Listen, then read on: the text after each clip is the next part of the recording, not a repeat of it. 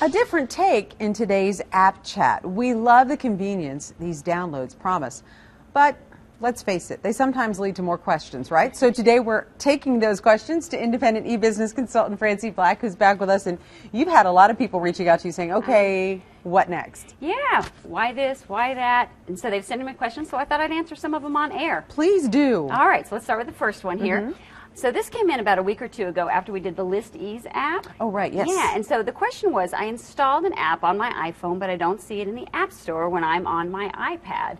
Why? Okay. So we featured List Ease on our iPhone, and then he went back and he wanted to install it on his iPad, and he couldn't find it. So here's the trick. Okay. All right, I'm actually going to go to the App Store here. This particular app is really optimized for the phone and not for a tablet. Well, because most of us would have the phone with us in that setting. Correct, correct. So what he did is he went in and he said, List Ease grocery shopping, but there was no result. And he's like, why? That doesn't make sense. But you can switch. This starts with defaults to iPad only, and then you can just tap that and you can say switch it to iPhone, and then there's our app. So I can still download this on my iPad. Correct. But I've opened up to the right place to find it.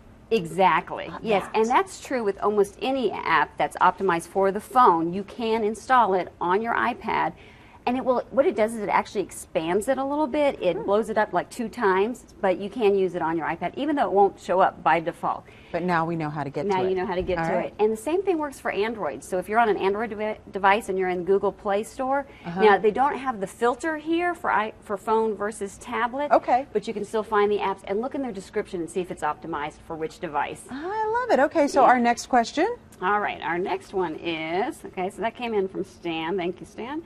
All right, the next one from Rich says, why are app feature sets sometimes slightly different on an Android device versus an iPhone device? Because I have some of both myself. Good question, Rich. Yep, great question. All right, so the reason why is Apple operates both their operating system and their hardware. So there's really tight integration between your operating system, iOS, and the hardware device, the iPhone or the iPad. Okay. Now, Google, it's a little bit technical, but Google has the Android operating system, and they license it out to all kinds of manufacturers, Motorola, Samsung, LG, and a whole bunch of others.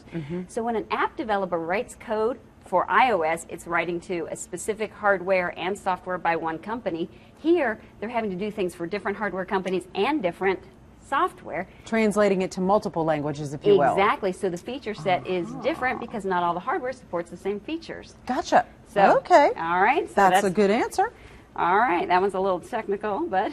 no, that made good sense, though. Okay, so what's Marianne want to know? All right. So she says, I haven't upgraded to iOS 7 yet. Will it slow down my device? And are all the bugs worked out? Well, first of all, there's millions and millions of installs. This is one of the largest install bases upgrades ever to iOS 7.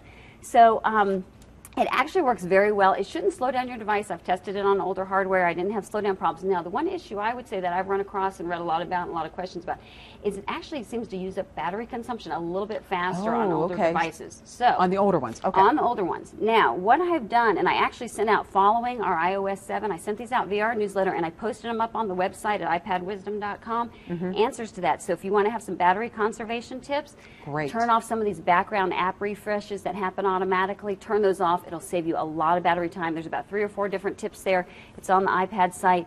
And then should I upgrade? There's a whole bunch of things to say about deleting extra videos, making extra space before you upgrade. And you mentioned that this was information you shared when people went to and sent you an email. And here's what you need to do. Send an email to iPadwisdom@gmail.com. When you get there, enter subscribe in the subject line. And then Francie will update you when she puts out great updates like this and answers your specific questions. You can also send her more questions right there.